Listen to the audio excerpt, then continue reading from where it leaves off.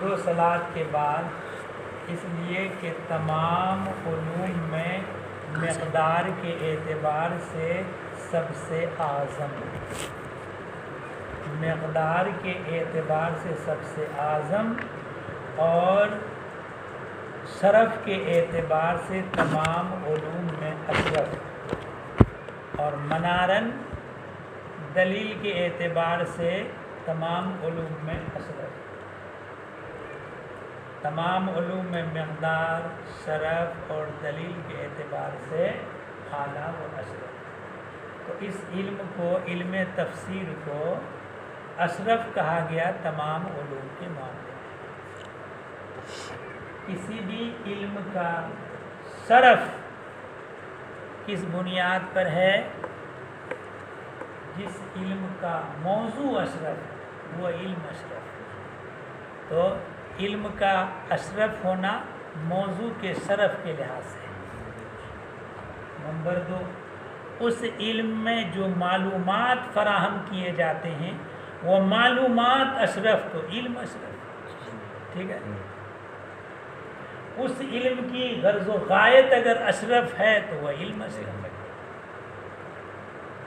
اور چوتھی چیز ہے، اس علم کی طرف حاجت اگر اشد ہے تو علم اشرف ہے۔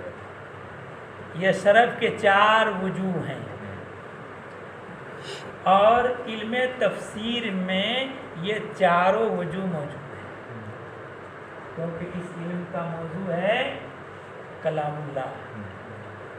کلام اللہ تمام کلاموں میں اعلیٰ و اشرف، اور اس علم کے معلومات ہیں مراد الہی، جو تمام معلومات میں اعلیٰ و اشرف، ٹھیک ہے۔ اور اس علم کی غرض و غایت ہے سعادت ابدیہ کو حاصل کرنا، سعادت ابدیہ میں فائز المرام ہو جانا، اور یہ جو غایت ہے تمام غایتوں میں اشرف والا ہے۔ اس لیے وجوہ شرف سب اس کے اندر موجود ہیں، اس لیے یہ علم تمام علوم میں اعلیٰ اشرف ہے، ٹھیک ہے۔ اب رہ گیا منار۔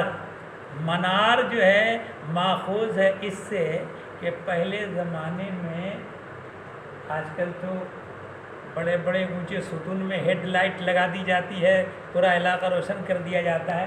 پہلے زمانے میں بھی وہ کہیں کہیں مینار بنا کر اوپر آگ روشن کی جاتی تھی تاکہ راستے وغیرہ روشن ہو جائیں اور لوگوں کو رہنمائی ہو جائے کہ کدھر کیسے چلنا ہے، ٹھیک ہے۔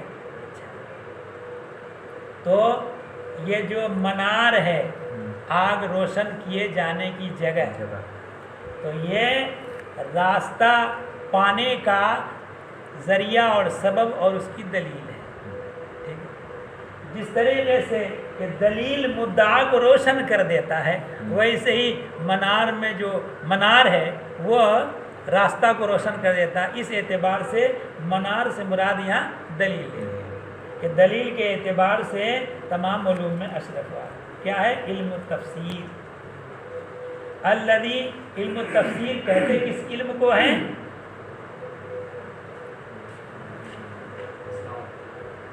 علم تفسیر کس سے کہتے ہیں؟ وہ علم جس کے ذریعے سے معانی قرآن کی معرفت ہو بقدر طاقت بشریہ، یہ ہے علم تفسیر۔ تعریفیں تو بہت کی گئی ہیں مگر سب سے بہتر تعریف ہمیں یہی لگی ہے نا، جس سے معانی قرآن کی معرفت ہو بقدر طاقت بشریہ۔ الذی هو رئیس العلوم الدینیہ، جو تمام علوم دینیہ کا رئیس ہے، وہ راسہا اور اس کا سردار ہے، وہ مبنی قواعد شرعی وہ اساسہا، اور قواعد شرع کی بنیاد اور اس کی اساس ہے۔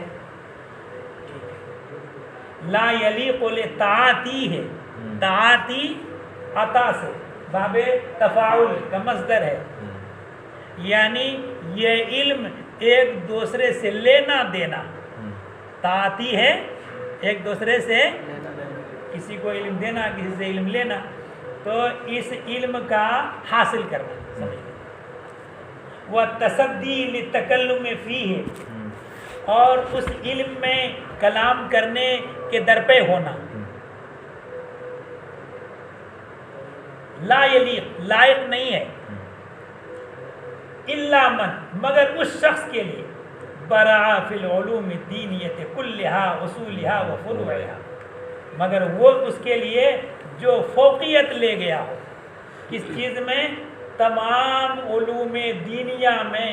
اور علوم دینیہ میں کیا؟ اصول اور فروع، جو عقائد وغیرہ ہیں اصول، اور جو احکام شریعہ جو عمل سے متعلق ہیں وہ فروع.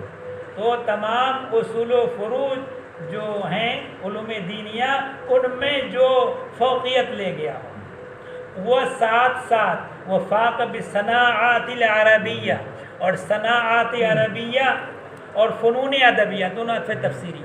وہ صناعات عربیہ کیا ہیں؟ یہ لغت، معانی، بیان، نحو، صرف وغیرہ، جس کے ذریعے سے عربی کلام کی کما حقہ معرفت ہوتی ہے.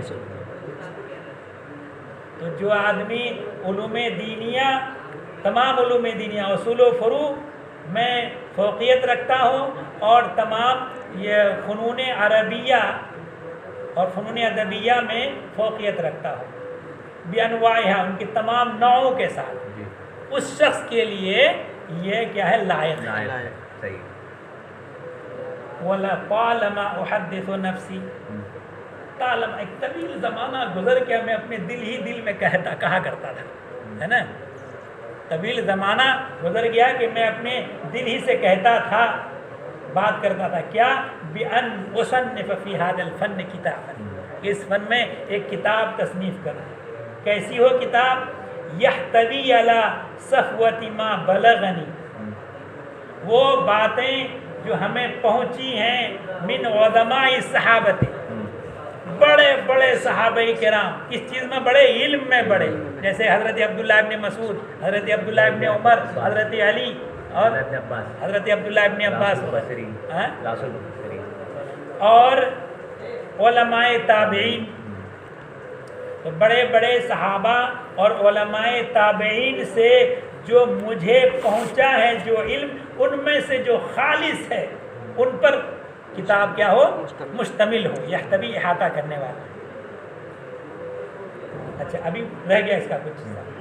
جو مجھ کو پہنچا بڑے بڑے صحابہ سے اور علماء تابعین سے اور ان کے بعد کے سلف صالحین سے. ٹھیک ہے. وَيَنْتَوِي عَلَى نِكَةٍ بَارِيَةٍ، اور یہ مشتمل ہے فائق، فوقیت رکھنے والے انوکھے عمدہ نکات پر. وَلَطَائِفَ رَائِقَةٍ، اور اعلیٰ لطائف پر. استنبطتها انا ومن قبلی، استنباط کیا ان چیزوں کو میں نے اور وہ لوگ جو مجھ سے پہلے تھے. کون مجھ سے پہلے؟ من کا بیان ہے من افاضل المتاخرین و اماثل المحققین.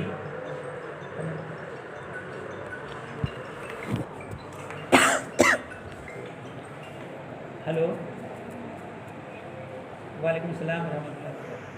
متاخرین افاضل اور محققین جو عظمت والے، اماثل یعنی مجد و بزرگی رکھنے والے اعلیٰ محققین. تو فاضل متاخرین اور اعلیٰ محققین میں سے جو مجھ سے پہلے تھے جنہوں نے استنباط کیا. وَيُعْرِبُ عَنْ وُجُوهِ الْقِرَاءَةِ الْمَشْهُورَةِ الْمُعْزِيَةِ إِلَى الْأَئِمَّةِ الثَّمَانِيَةِ الْمَشْهُورِينَ، اور جو ظاہر کر دے ان مشہور قراءتوں کے وجوہ، یعنی مشہور قراءتوں کو جو کہ منسوب ہیں ان ائمہ ثمانیہ کی طرف، جو مشہور ہیں، مشہور ائمہ ثمانیہ کی طرف جو منسوب ہے نا. ایک ساتوئی قرہ ہیں اور ایک ابن یعقوب ہیں، کوئی وہ بھی مشہور ہیں. وَشَوَاذَةِ الْمَرْوِيَّةِ عَنِ الْقُرَّاءِ الْمُعْتَبَرِينَ، اور جو ظاہر کر دے ان قراءت شاذہ کو جو مروی ہیں معتبر قراء سے. ٹھیک ہے. یہ ایسی کتاب ہونا چاہیے. اس کتاب کے تعلق سے میں اپنے دل میں کہہ رہا تھا. الا ان قصور بضاعتی، مگر یہ کہ اپنی بضاعت کی کمی اور کوتاہی، یثبتنی عن الاقدام، پیش قدمی کرنے سے مجھے روک رہی تھی، ویمنعنی عن الانتصاب فی هذا المقام، اس اعلیٰ مقام میں کھڑے ہونے سے مجھے روک رہی تھی، حتی سنح لی بعد الاستخارہ، یہاں تک کہ استخارہ کے بعد میرے لیے ظاہر ہوا، کیا ظاہر ہوا؟ ما صمم به عزمی علی الشروع فیما اردت، کہ جس پر میرے عزم نے پختہ ارادہ کر لیا، عزم تو کہتے ہی پختہ، اور صمم کی اور زیادہ پختگی پیدا کر لینا، تو میرے عزم اور میرے پختہ ارادہ نے جس کو بالکل پختہ عہد کر لیا شروع کرنے کا، کس چیز کو شروع کرنے کا؟ فیما اردت، جس کا میں نے ارادہ کیا تھا، والاتیانی بما قصدت، اور اس چیز کو لانے کا جس کا میں نے قصد کیا تھا۔ ناوین حال واقع ہے کہ کہاں گیا، ناوین ان اسمیہ بعد ان اتممہ بانوار التنزیل و اسرار التعبیر، نیت کرتے ہوئے اس بات کی کہ میں اس کو موسوم کروں اس کے اتمام کے بعد، کس چیز سے موسوم کروں؟ انوار التنزیل و اسرار التعبیر، فہا انا الان اشرع، آگاہ تو میں شروع کرتا ہوں وہ کام، کیسے؟ بحسن توفیق ہی اقول، اور اس کے بہتر توفیق سے میں کہتا ہوں، وَهُوَ الْمُوَفِّقُ لِكُلِّ خَيْرٍ وَالْمُعْطِي لِكُلِّ سُؤُولٍ، یہ سوال کا وہ سؤول حذف کر دیا گیا الف، وہ سجا ملانے کے لیے اقول سے ہے نا، بحسن توفیق ہی اقول وَهُوَ الْمُوَفِّقُ لِكُلِّ خَيْرٍ وَالْمُعْطِي لِكُلِّ سُؤُولٍ، ہے نا، تو میں اس کی بہتر توفیق سے کہتا ہوں، اور وہی توفیق دینے والا ہے ہر خیر کا، اور ہر مطالبہ ہر دعا کو وہی پورا کرنے والا ہے، عطا کرنے والا ہے، ہر سوال کو وہی عطا کرنے والا ہے۔ اس میں اس نے مسئول دیا ہے، ہاں یہ جو دعوت اسلامیہ کے صحابہ سے مسئول کر دیا، موت کل مسئول۔ اچھا، ہو سکتا ہے کہ کسی نسخے میں وہ، مگر اس میں یقین کے ساتھ کچھ نہیں کہا سکتا کہ سؤول بھی مسئول کے معنی میں، وہ سوال بمانے مسئول ہو جاتا ہے، سؤول ہے، آیا ہے لفظ، ہاں سؤول نہیں، اصل تو لفظ سوال ہے، سوال ہے، ہاں، لیکن اس میں بتایا یہ کہ تصرف کر کے یہ اس کو سؤول کر لیا گیا ہے، حاکم نے دیا ہے اس بات، اچھا اس میں بھی دیا ہے، اچھا، شہزادہ ہو سکتا ہے کہ بعض نسخوں میں مسئول بھی ہو۔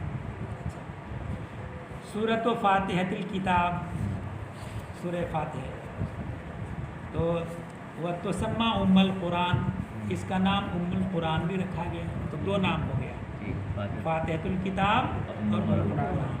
کیوں نام رکھا فاتحۃ الکتاب ام القرآن؟ لأنہا مفتتح، کہ قرآن کا مفتتح ہے، قرآن کی ابتدا یہیں سے ہے، تو اس اعتبار سے فاتحۃ الکتاب ہو گیا۔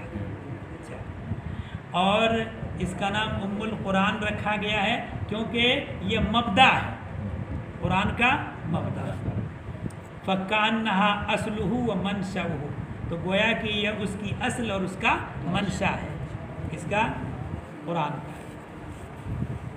وَلِذَلِكَ تُسَمَّى أَسَاسًا، اسی وجہ سے اس کو اساس بھی کہا جاتا ہے، أو لأنها تشتمل على ما فيه من الثناء على الله عز وجل والتعبد بأمره ونهيه وبيان وعده ووعيده۔ اس کا یہ جو ہے اس کا نام فاتحۃ الکتاب اور ام القرآن، ام القرآن رکھنے کی وجہ یہ ہے کہ اس کے اندر یہ 3 امور بیان کیے گئے ہیں اس سورہ کے اندر۔ ایک کیا ہے؟ اللہ عز و جل کی ثنا، ٹھیک ہے، اور اس کے امر اور نہیں کا تعبد، تعبد کہتے ہیں، ایک ہے امتثال اور ایک ہے تعبد۔ امتثال عام ہے کہ یہ ہے، امتثال کہتے ہیں کسی کی حکم کی بجاوری اور حکم ایسا کہ اس حکم کی علت بھی معلوم ہو، مستفاد ہو، اور تعبد یہ ہے کہ حکم کی بجاوری علت معلوم ہو کہ نہ ہو، معبود کا حکم ہے بجا لانا ہے، چاہے اس کے اسرار اس کی علت میں معلوم ہو کہ نہ ہو، ٹھیک ہے۔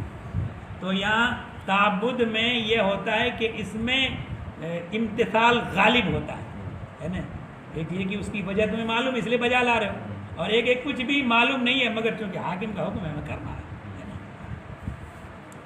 تو اس کے حکم کی بجا آوری اور اس کی نہیں کی پابندی اس صورت میں ہے، وہ بیان وعد ہی و وعید ہی، اور اس کے وعدہ اور وعید کا بیان۔ اب جیسے کہ الحمدللہ رب العالمین الرحمن الرحیم، تو مالک یوم الدین یہاں تک آ گیا کیا؟ ثنا، ٹھیک ہے۔ ایاک نعبد و ایاک نستعین، یہاں تک آ گیا تعبد، اور ساتھ ساتھ اس میں دعا بھی ہے، اہدنا الصراط المستقیم، ٹھیک ہے۔ وعدہ اور وعید کا بیان ہے نا، صراط الذین انعمت علیہم، یہ وعدہ کا بیان ہو گیا، غیر المغضوب علیہم وعید کا بیان ہو گیا، ٹھیک ہے۔ تو اس اعتبار سے اس کا نام ام القرآن ہو گیا۔ او علی جملۃ معانی من الحکم النظریتی والاحکام العملیتی، اور ایسے جملہ پر، ایسے مجموعہ پر مشتمل ہے کہ جس کے معانی ہیں حکم نظریہ یعنی احکام اعتقادیہ اور احکام عملیہ۔ تو قرآن کریم میں اعتقادات کا بھی بیان ہے اور احکام عملیہ کا بھی بیان ہے۔ التی ہی سلوک الطریق المستقیم کیا ہے؟ تو اس کے اندر جو ایک ایسا مجموعہ کہ جس کے معنی ہے حکم نظریہ اور احکام عملیہ، جو کہ طریق مستقیم پر چلنا ہے، طریق اور سعادت مند افراد کے مراتب پر آگاہی، سعادت مند افراد کے مراتب پر آگاہی اس میں ہے، کیونکہ اس میں اعتقاد کا بھی بیان ہے، بعض عمل کا بھی بیان ہے، اور ساتھ ساتھ یہ ہے کہ صراط الذین انعمت علیہم، کہ جن کے اوپر انعام کیا گیا، تو سعادہ کے مراتب پر اطلاع بھی ہے اس میں، اور اشقیاء کے منازل پر بھی اطلاع ہے، غیر المغضوب علیہم، ہے نا۔ بات ختم۔ اس کا نام رکھا گیا سورۃ الکنز، سورۃ الوافیہ، سورۃ الکافیہ، لذالک، انہی کی وجہ سے، کیونکہ یہ علوم کا خزانہ ہے، وفا کرنے والا ہے، کفایت کرنے والا ہے، اس اعتبار سے اس کا نام سورۃ الکنز، سورۃ الوافیہ، سورۃ الکافیہ ہے۔ وہ سورۃ الحمد والشکر والدعا بھی ہے، اس میں حمد بھی ہے، شکر بھی ہے اور دعا بھی ہے، اور تعلیم مسئلہ بھی، کیونکہ اس میں مسئلہ کی تعلیم بھی ہے۔ کیسے؟ کہ دعا کرنا ہے تو آداب دعا میں ہے کہ پہلے حمد الہی بجا لاؤ، دعا کر رہے ہو تم اہدنا الصراط المستقیم، تو پہلے اللہ کی حمد ادا کرو، ٹھیک ہے نا۔ تو اس میں تعلیم مسئلہ بھی ہے، لاجتماعها علیہا، کیونکہ یہ صورت اس پر مشتمل ہے، اور اس کا نام سورۃ الصلاۃ بھی ہے، وصلاۃ یعنی سورۃ الصلاۃ، کیوں؟ لوجوب قراءتها، اس کی قراءت نماز میں واجب، اس اعتبار سورۃ الصلاۃ پہلی 2 رکعتوں میں، یا یہ کہ ان کی قراءت نماز میں مستحب ہے، جیسے بعد والی 2 رکعتوں میں، ہے نا، ہاں۔ والشافیہ والشفا، اس صورت کا نام سورۃ الشافیہ، سورۃ الشفا بھی ہے، کیوں؟ لقولہ صلی اللہ علیہ وسلم، رسول اللہ صلی اللہ تعالیٰ علیہ وسلم کے اس قول کی وجہ سے، یہ شفاء لکل داء، یہ صورت ہر بیماری کے لیے شفا ہے۔ اور اس کا نام السبع المثانی بھی ہے. کیوں؟ لأنها 7 آیات بالاتفاق، اس لیے کہ یہ صورت 7 آیات پر مشتمل ہے بالاتفاق. اختلاف تھوڑا سا ہے مگر 7 ہونے میں اختلاف نہیں ہے نا. الا ان منہم من عدت تسمیۃ آیتا، مگر یہ کہ ان میں سے کچھ حضرات وہ ہیں جنہوں نے بسم اللہ الرحمن الرحیم کو آیت شمار کیا ہے اور انعمت علیہم کو نہیں شمار کیا ہے. ٹھیک ہے نا، بسم اللہ الرحمن الرحیم کو آیت شمار کر کے 7 پوری کر دی. اور احناف کے یہاں یہ کہ بسم اللہ الرحمن الرحیم اس صورت کا جز نہیں ہے اور الحمدللہ سے صورت ہو کے انعمت علیہم ایک دوسری آیت ہے. ومنہم من عکس، اور انہی حضرات میں سے کچھ وہ ہیں جو اس کا برعکس کیا ہے. وہ تو یہ تو ہو گیا 7 مثانی کیوں نام رکھا گیا؟ یہ تو 7 آیت پر مشتمل ہے تو 7 ہو گیا. مثانی تو ثنا فی الصلاۃ، نماز میں دوبارہ پڑھا جاتا ہے. سورہ فاتحہ کو پہلی رکعت میں پڑھیں گے پھر دوسری رکعت میں پڑھیں گے، ہے نا. تو ثنا فی الصلاۃ ایک وجہ یہ ہو گئی. اب الانزال، یا ہے کہ مقرر ہے انزال میں. کیسے؟ ان صح، اگر یہ روایت صحیح ہو. ان کو کچھ ہو سکتا ہے ایسا کوئی مال ہے کہ انہا نزلت بمکہ تھا، یہ صورت نازل ہوئی مکہ میں، حین فرضت الصلاۃ، جس وقت کی نماز فرض ہوئی تھی. وبالمدینہ، اور مدینہ میں بھی دوبارہ نازل ہوئی. کب؟ لما حولت القبلۃ، جب قبلہ کی تحویل ہوئی اس وقت دوبارہ یہ صورت نازل ہوئی. وقد صح انہا مکیۃ، اور صحیح روایت یہ ہے کہ یہ مکی ہے. صحیح بات یہ ہے کہ یہ مکی ہے. کیسے؟ لقولہ تعالی، اللہ تعالیٰ کے اس قول کی وجہ سے، لقد آتیناک 7 من المثانی، کہ ہم نے تم کو عطا کی 7 مثانی. اور 7 مثانی جو ہے یہ ہے یہ مکے کے سورۃ الحجر، یہ مکی ہے اور اسی کے اندر یہ وارد ہے آیت. تو معلوم ہوا کہ اس صورت سے پہلے ہی 7 مثانی نازل ہو چکی ہے نا. یہ بتا رہی ہے صورت کہ اس سے پہلے 7 مثانی کا نزول ہو چکا ہے. تو اس اعتبار سے یہ ثابت ہو جاتا ہے کہ یہ صورت مکی ہے. چلیے.